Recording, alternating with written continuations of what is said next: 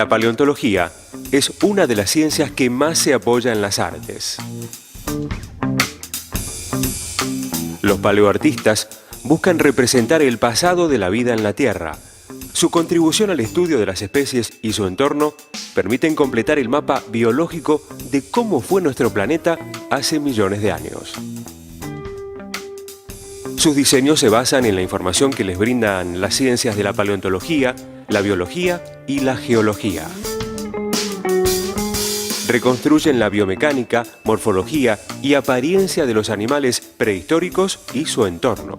Su visión vuelve a la vida a los seres que habitaron el planeta hace millones de años.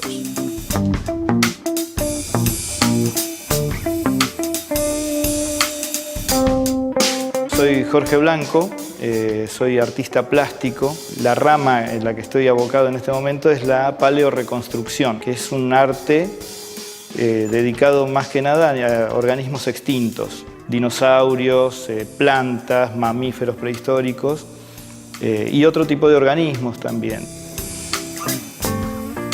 Me gustaron siempre los animales y en uno de mis paseos, cuando yo tenía 4 o 5 años, me llevaron al Museo de La Plata y ahí descubrí los esqueletos de dinosaurios, cosa que me dejaban pasmado, ¿no? O sea, me asustaban y a la vez no podía dejar de mirarlos. Y había 2 pinturas en el hall central que eran de un dientes de sable y un mastodonte, y también había un gliptodonte que me apasionaron. Entonces, a partir de ahí empezaba a dibujar ese tipo de animales. Siempre fui artista del tema de los libros, ilustraciones, para infografías, alguna participación que otra en algún periódico, revistas, pero en la parte de paleoreconstrucción fue recién a finales de los 90, con la ayuda del doctor Bonaparte, que fue quien me abrió las puertas a todo esto. Nunca antes había tenido oportunidad de hacer algo profesional de eso. La reconstrucción en vida se realiza a partir del modelado y tallado. Esta técnica tiene variadas etapas de trabajo. Desarrollo del prototipo a escala, construcción, modelado de la forma y el movimiento, diseño de la textura y color de la piel.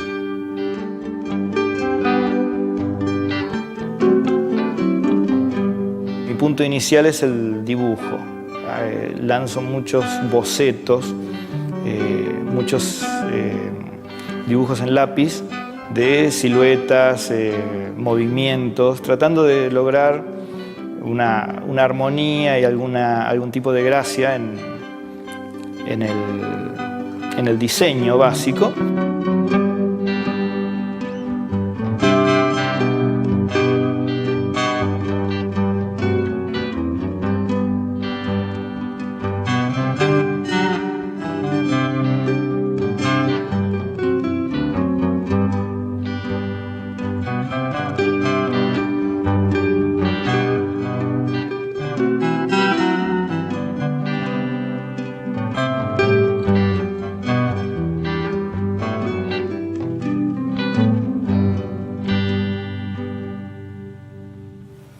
Lo que estoy dibujando en este momento es la cabeza de Bonapartenicus, un dinosaurio que vivía en Patagonia en el período Cretácico, hace algo así como entre 100 y 90 millones de años.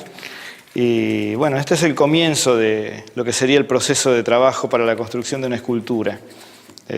Primero hacemos bocetos, dibujos bastante esquemáticos para trasladar todo esto a una escultura. En este caso, esta escultura en escala 1:4 es 4 veces más pequeña de lo que debería ser la escultura a tamaño natural.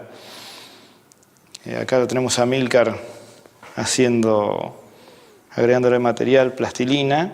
Cada medida que tomemos la vamos a trasladar a 4 veces más para tener el tamaño del pie, el tamaño de la pierna completa y después pasamos a otro material que en este caso va a ser el telgopor. Vamos a hacer todo este volumen en telgopor tallado, que es una forma rápida como para poder visualizar a la escultura en su tamaño completo. Uno de los aspectos fundamentales para la construcción de una escultura es la imagen de la cara, el rostro del dinosaurio. La forma de la cabeza tiene que tener un aspecto vivo y tiene que ser verosímil, tenemos que creernos que ese animal pudo existir. El ancho me gusta. Y el alto inclusive yo le bajaría un poquito acá.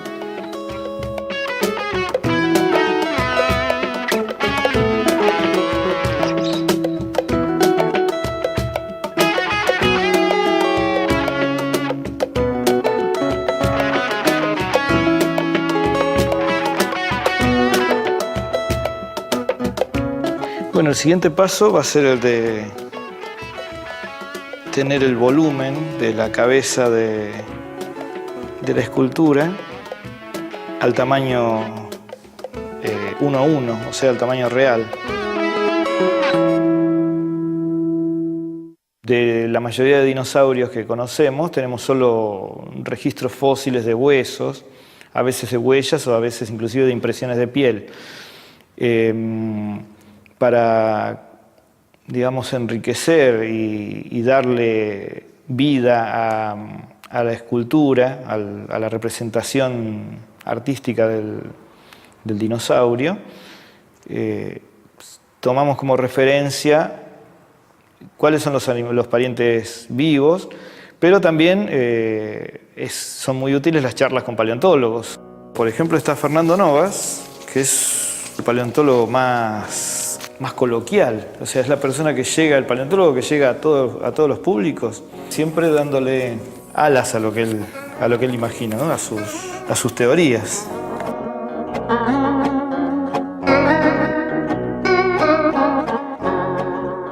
Yo creo que fuentes de información sumamente valiosas para poder comprender cómo se comportaban los dinosaurios, cómo movían sus patas, cómo utilizaban sus brazos para moverse, para correr, para cazar. Creo que la mayor fuente de información está en las aves, los descendientes directos de los dinosaurios.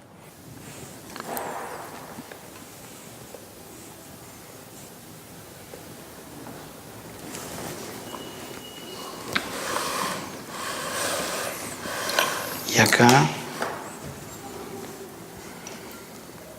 Sí, o sea, que eran patas poderosas. Este dinosaurio tenía que haber corrido bastante. Rápido, veloz, ¿no? Corrió por su vida. Cuando se corre por la vida se desarrollan músculos, ¿no?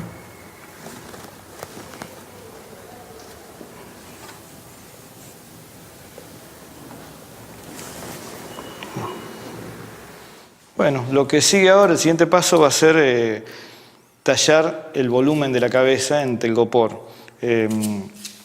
Para esto es una de las cosas por las cuales tenemos la escultura en escala 1:4.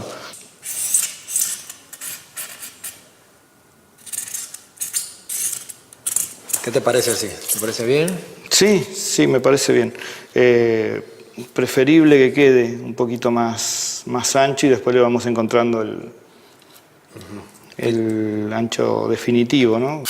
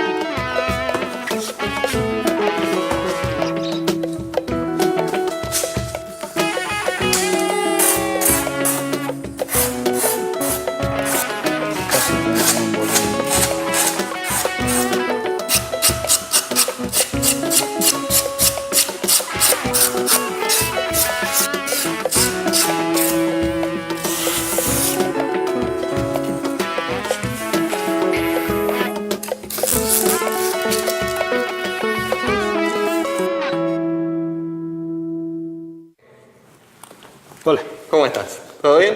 Mache. Sí. Ah, te estaba esperando, mira. Bueno, Che, estaba juntando material acá. Vos te vas a encargar del tema de las animaciones. sí, voy a Sí, hacer bárbaro. todo el tema de animaciones. En realidad yo quería reunirme con vos para que me explicases un poco más en detalle cómo se trasladaban, de qué manera se posiciona en el eje, las articulaciones posteriores, cómo pisaba el dinosaurio. Buenísimo, sí, un sí. poco para despejar dudas y hacerlo lo mejor posible de acuerdo a tus dibujos y tus ilustraciones. Vamos Así a que, ver si querés, me explicás un poco ahora y lo encantado. vamos resolviendo. Bárbaro, mira, justo estaba buscando materiales.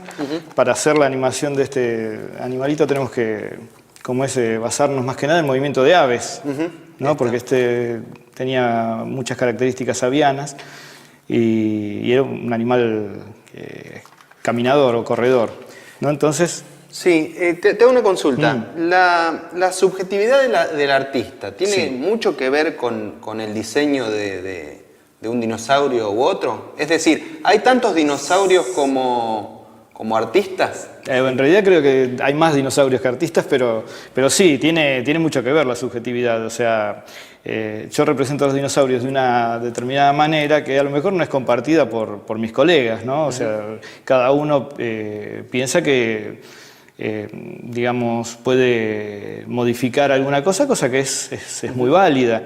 Nosotros estamos representando animales extintos, nunca vimos uno de estos, y entonces nadie tiene la verdad absoluta de cómo se veía este animal, a no ser que encontremos una impresión de la cara perfecta, pero hasta ahora no se ha encontrado nada así, nada tan... ¿Y en qué puede tan diferir, fiel. por ejemplo, si tenés algo para ver? Sí, mira, en este libro es de una exposición y tiene una recopilación de muchos artistas. Este Que creo es que una es un versión de artista japonés. un determinado artista. ¿Este es un tiranosaurio? Este es un Tyrannosaurus Rex. Acá tenés la reconstrucción del esqueleto. Ves que la anatomía está muy, muy bien respetada.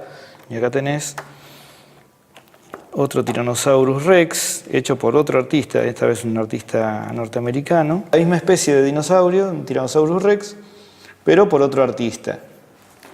Y por acá tenés una que es bastante diferente también. Esta es de otro artista. Entonces varía según el estilo y también cómo es la interpretación de cada artista.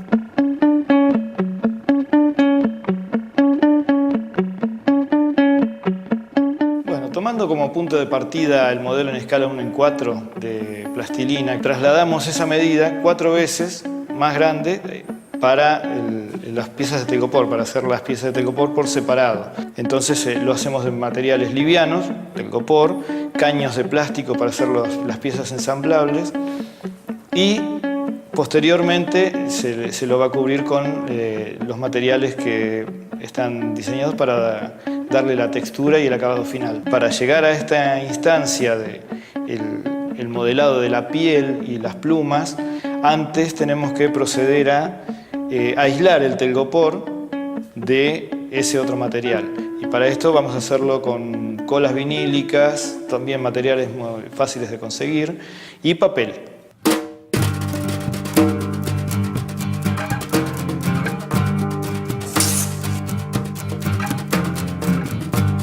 Solo hay que humedecerlo bien con la cola. Que Y cubra, después que sí. cubra bien. Bien. Sí, que quede bien compacto.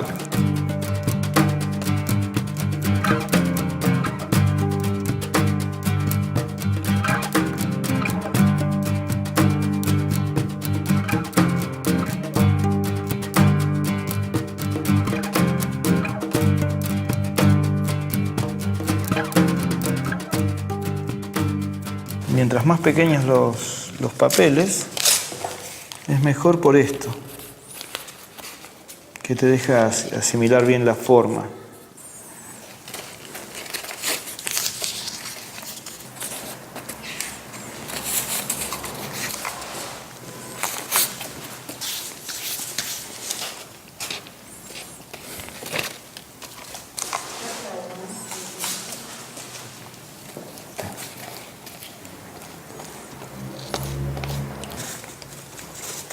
y darle a...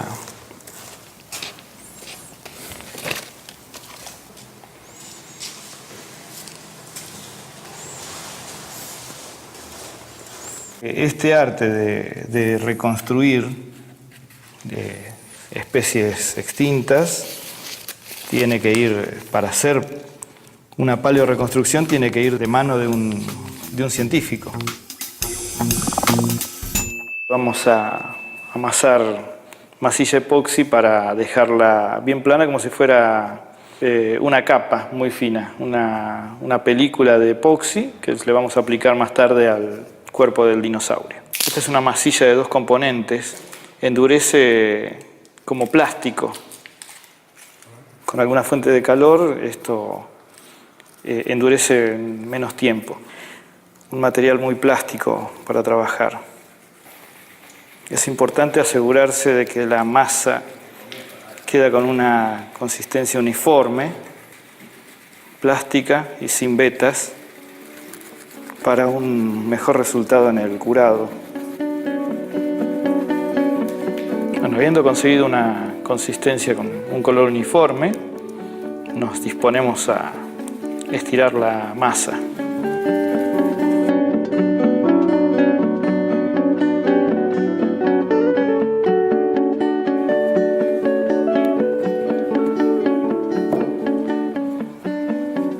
Teniendo ya una película bastante fina,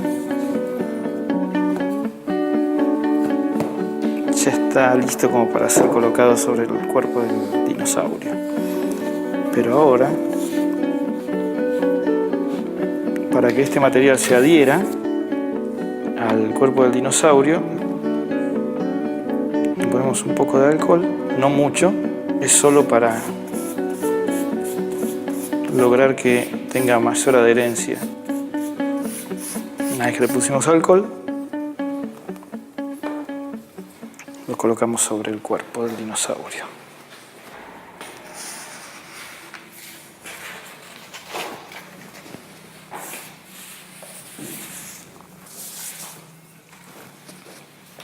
Y con la ayuda de una esponja, lo que hacemos es aplastar el material. Esto nos va a ir dando una base para seguir trabajando en la textura del dinosaurio.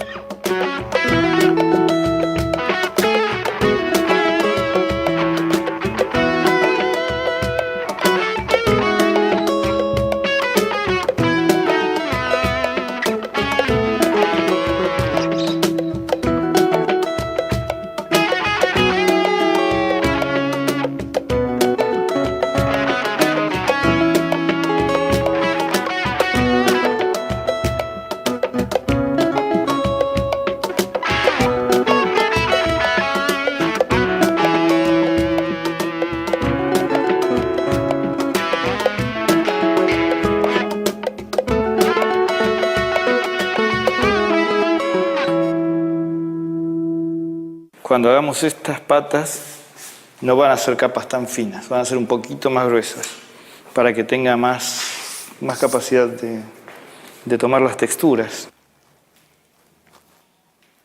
Esta es una pequeña prueba del sello, para ver cómo quedaría el material texturado. Solo una prueba, no es el final.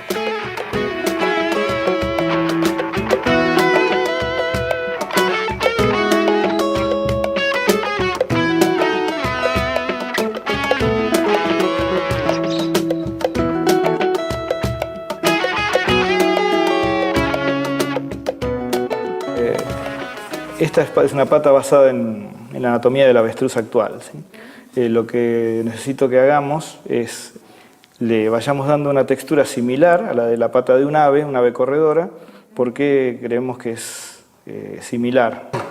Bueno, mira, Marce, este es así quedó el encastre que hicimos el otro día. Quedó bárbaro. Sí, esto ya no se mueve más. Hay que hacerle ahora el trabajo para que disimular la unión. ¿Viste? Esto que vos hiciste quedó bárbaro. Sí. Pero ahora lo que tenemos que hacer es disimular las líneas de corte con otras rayas. Para que no se vea. Claro. Vamos a tener que hacer las arruguitas y después vamos a integrar más con... Dale. con los pelos, con las pelitos, protoplumas. Sí, ok. más o menos hasta, yo diría más o menos así, como hasta esta altura, por acá, Ok. ¿sí? Y que llegue más o menos hasta ahí.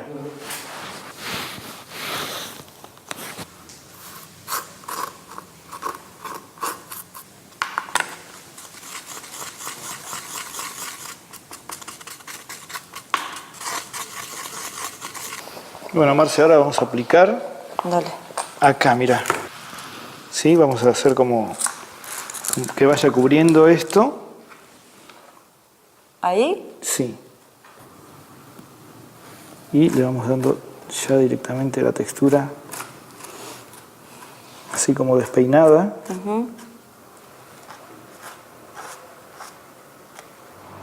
Este es un material que usan los dentistas para hacer moldes.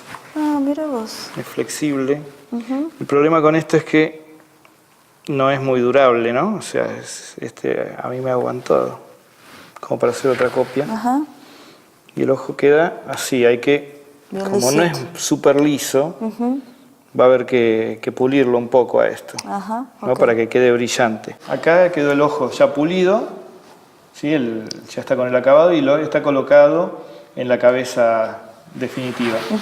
Lo que vos vas a tener que hacer es, con la técnica que venís trabajando, es integrar la cabeza con protoplumas. Desde acá. Sí, así Ok. de esta forma. Acá quedó el ojo ya pulido, ¿sí? Ya está con el acabado y está colocado en la cabeza definitiva. Lo que vos vas a tener que hacer es, con la técnica que venís trabajando, es integrar la cabeza con protoplumas. Desde acá. Sí, así Ok. de esta forma, para ir integrándola como si fueran las plumas de una garza.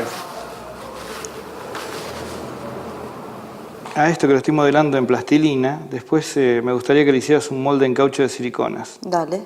para que yo después eso lo pueda vaciar en otro material Ah, ok. que sea diferente a este, Bien. para que quede algo Distinta más textura. orgánico, claro, una textura bien diferente, Ajá.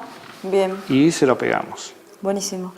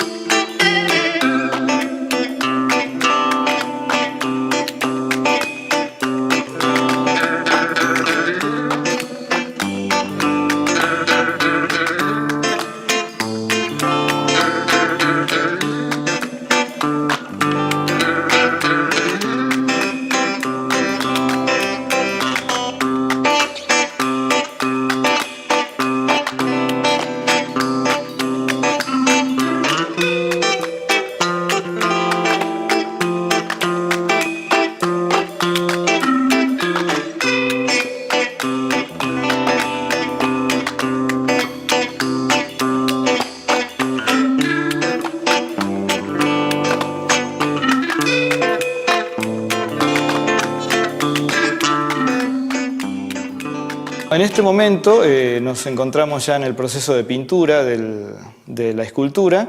Lo que yo le estoy dando ahora es una base, un color de base que es el que voy a usar para después detallarlo. Le voy a dar sombras en las partes más oscuras y se le va a colocar un color oscuro para las protoplumas. Entonces la parte de la cabeza que ostenta esa cresta la vamos a reforzar con colores brillantes, en tonos de celestes, azules y a lo mejor algún tono rojizo también para el buche.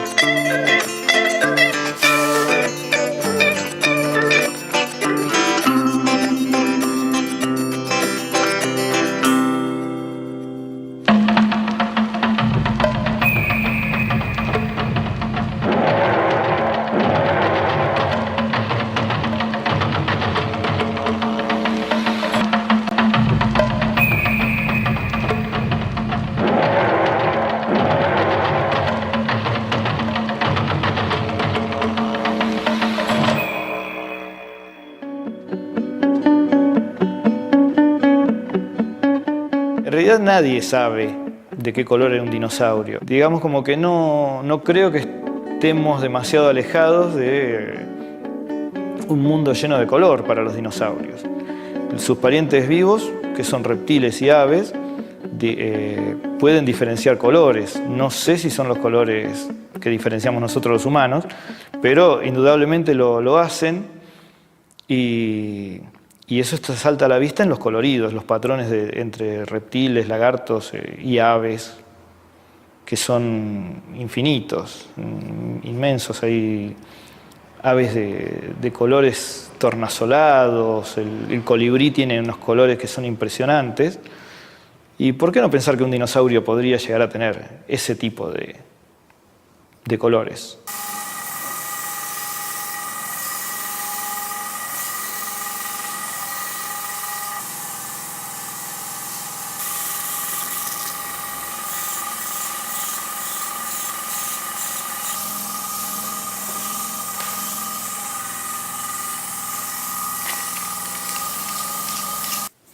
Bueno, ahora le estoy dando una mano de un color a la cresta, pero más adelante, cuando seque la pintura, cuando vaya secando, la voy a retirar con un paño para que quede más que nada manchado con este tono rojizo.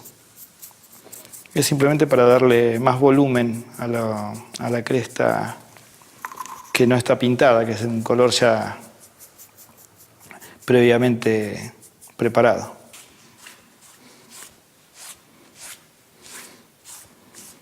Bueno, una vez que secó el material, que ya seca la pintura,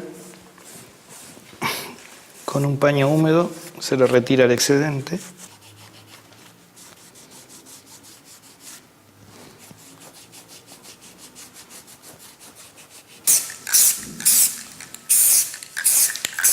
Yo lo que no quisiera sería manchar acá. A ver. ¿Cómo se ve? Esto es una base que estoy haciendo, estoy dándole para que más adelante, cuando seque la pintura, le podamos aplicar la técnica de pincel seco, con un tono más claro para realzar los volúmenes de las plumas estas que parecen pelos. De tal manera las aristas van a quedar bastante más claras y todo lo de fondo va a quedar bien negro. Desde General Roca, provincia de Río Negro, el director del Museo Paleontológico de la ciudad, Pablo Chafrat, viaja a Buenos Aires para conocer el Bonapartenicus. La réplica en vida pronto será parte de la exhibición del museo. Hola, buenas tardes. Pablo. ¿Cómo andas, Jorge? ¿Qué tal, che? Qué lindo que está. ¿Están con los últimos retoques? Sí. Qué lindo. Qué lindo que quedó terminada. Sí, ahora Marcelo le está dando los últimos toques de pintura, ¿viste? Para realzar las plumas. Qué lindo que está. Ya restaría la base. ¿Y cómo pensás, cómo podemos resolver la base para...? Yo pensaba en una ambientación apenas, una cosa muy mínima, ¿no? Qué sé yo, ponerle un terreno con algún relieve, ¿viste? Hecho con resina, piedras. Y sobre todo lo que me parecería bueno sería sobrelevarlo un poquito, unos 40 centímetros más o menos, para que el dinosaurio esté todo un poquito más alto, ¿viste? Así da... Sí, podemos hacerle una tarima. Claro, porque yo no sé dónde va a ir ubicado en la sala, pero cuando entras creo yo que tiene que verse bien. Claro, la idea es un poco cuando pasás el pasillo del ingreso de paleontología, te lo encuentras de frente. Claro. Elevado en una tarima. Claro, porque están los otros dinosaurios que son más grandes. Están los otros dinosaurios y que este no va incluido dentro de esa escena.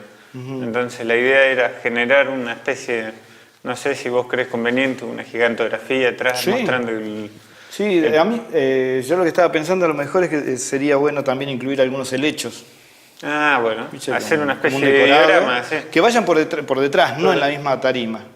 Esto va a ir contra la pared entonces. Esto sí, un poco separado del gráfico, ¿no? ¿Y la gente lo va a recorrer o solo va a ver un lado? Solo va a ver un lado. Claro, entonces con más razón, yo pondría unos helechos más allá de la tarima, y como para vestirlo un poco más. Y el terreno ese que te decía que se Bien. puede hacer con piedras, simular no sé, un relieve.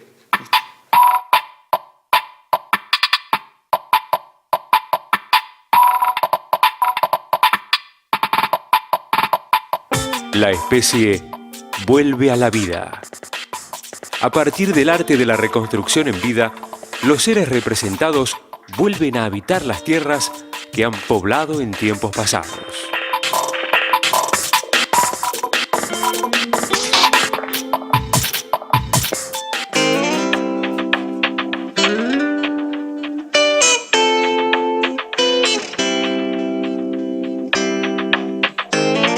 Los paleoartistas, en su capacidad de representar las formas extintas, abren una ventana al pasado, a través de la cual se reviven las sensaciones, los colores y los sonidos del mundo prehistórico, reviviendo en un solo trazo un universo que se extinguió hace millones de años.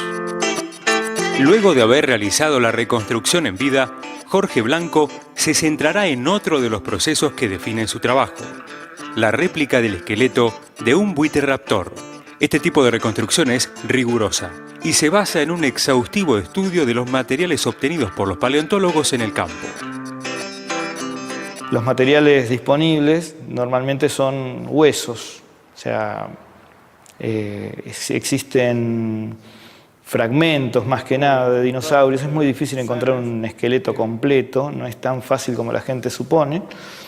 Entonces, para empezar a representar a ese dinosaurio hay que ver qué materiales tengo. Una cadera, un hueso de las patas, tal vez un fragmento del cráneo, y se hace una comparación con los otros animales existentes, o sea, con sus parientes, dinosaurios. De repente uno habla del Velociraptor y encuentra un dinosaurio fragmentario que es pariente de ese Velociraptor. Entonces, ya conociendo bastante bien el esqueleto de Velociraptor, se puede hacer una comparación con otro dinosaurio, con el dinosaurio nuevo a representar. Todo eso se hace, desde luego, de la mano de investigadores, gente que se dedica exclusivamente a este estudio. Mi parte artística lo que me hace es llevar a concretar una imagen del dinosaurio como si estuviera representado en vida, como si fuera un animal actual. Para eso también tengo que basarme en sus parientes vivos, actuales. En el caso del Velociraptor del que estábamos hablando, serían las aves.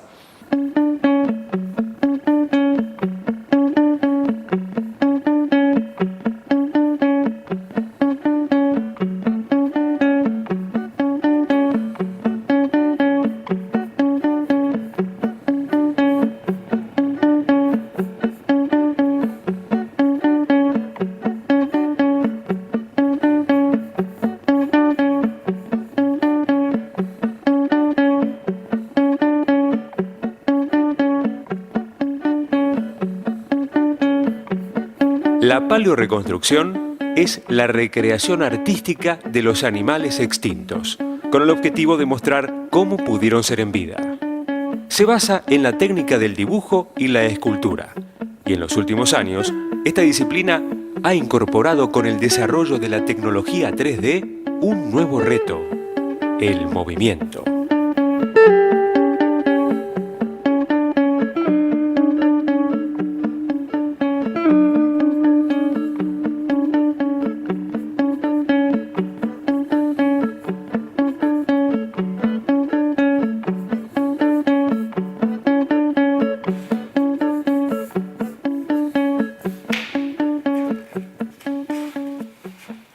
Recién después de que tengo una idea más o menos esbozada de qué es lo que quiero hacer representar, me dedico a estudiar qué materiales tengo para hacer esa reconstrucción. Cada pieza se modela por separado, se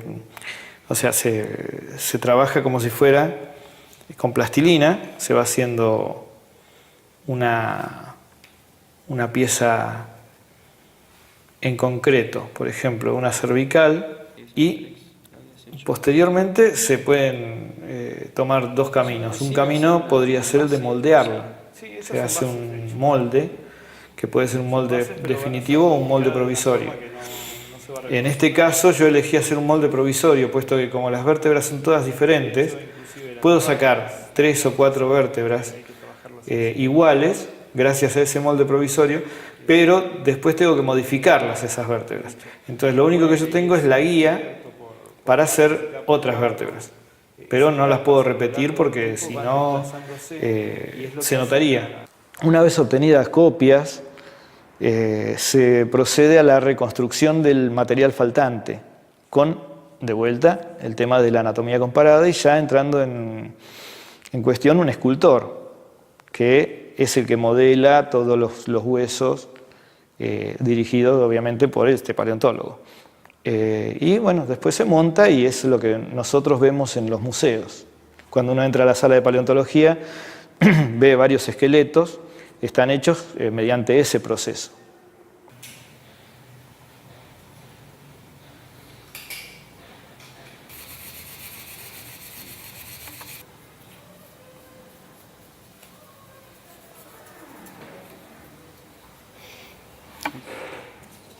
Este es el proceso de acabado final del modelado de la pieza del cráneo. Lo que estoy haciendo en este momento es pasarle una virulana simplemente para sacarle cualquier tipo de impureza que haya quedado.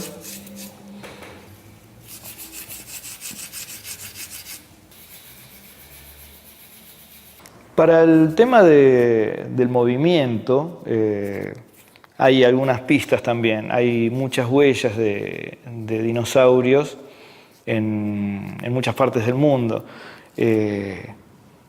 Los dinosaurios realmente no eran animales torpes como se creía a principios del siglo pasado, donde pensaban que hacían temblar la tierra. Sin duda algunos habrían hecho temblar la tierra, pero no sería la parte más importante del movimiento de un dinosaurio. Eran animales que realmente se movían mucho y de una forma muy efectiva. Hay muchísimos millones de años en que ellos dominaron la Tierra, que son pruebas suficientes como para darse cuenta que tenían un movimiento muy efectivo. Y en las huellas de dinosaurios terópodos, como Bonapartenicus, uno puede darse cuenta de que se movían como aves. Ponían un pie delante del otro, no uno del lado del otro. Eran animales bípedos ágiles y tenían unas... podrían llegar a alcanzar algunas velocidades interesantes. No voy a arriesgar velocidades como hacen algunos, ¿no? Que inclusive en películas que dicen alcanzaban 95 kilómetros por hora y ese tipo de cosas, pero eran animales ágiles y si vamos a compararlos con esas aves, uno puede imaginar el movimiento elegante de un correcaminos tal vez. De un correcaminos, una ave caminadora, inclusive de aves más pequeñas, los teros, las chuñas. Esos son, digamos, datos como para imaginar el movimiento de un dinosaurio terópodo, de un carnívoro.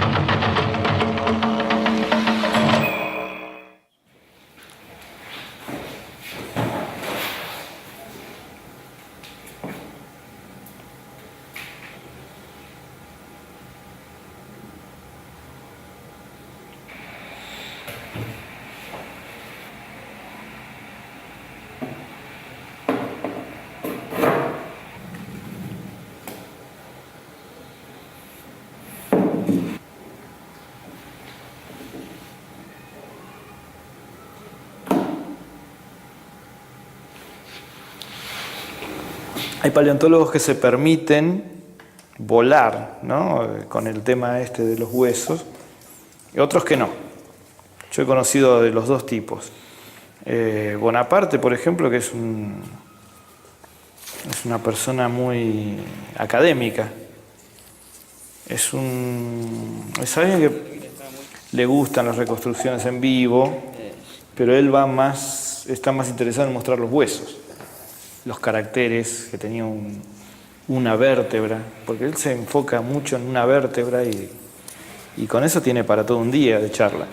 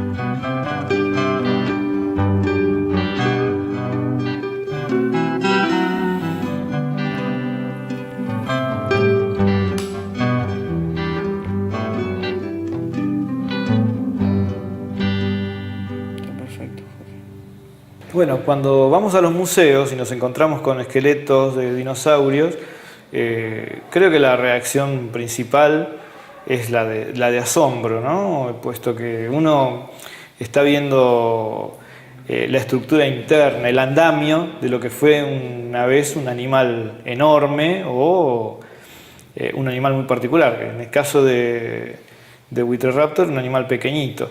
Son como radiografías de lo que del ser del dinosaurio.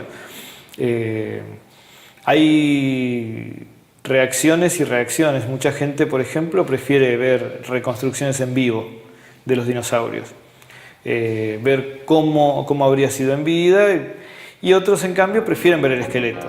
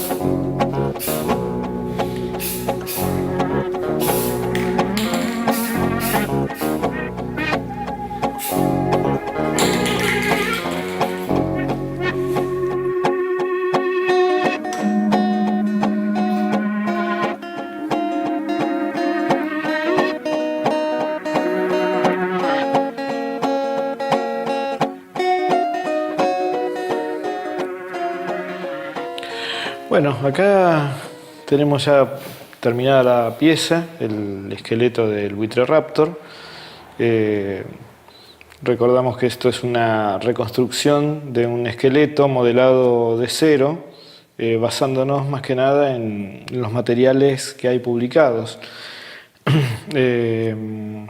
Bueno, la sensación que nos da una reconstrucción esqueletal como la que estamos viendo es la que recordamos desde la primera vez que fuimos a los museos y vemos los esqueletos. El dinosaurio para nosotros es o el dinosaurio de las películas, que ya vimos desde cuando éramos chicos, o el dinosaurio que vemos por primera vez en un museo, que es un esqueleto.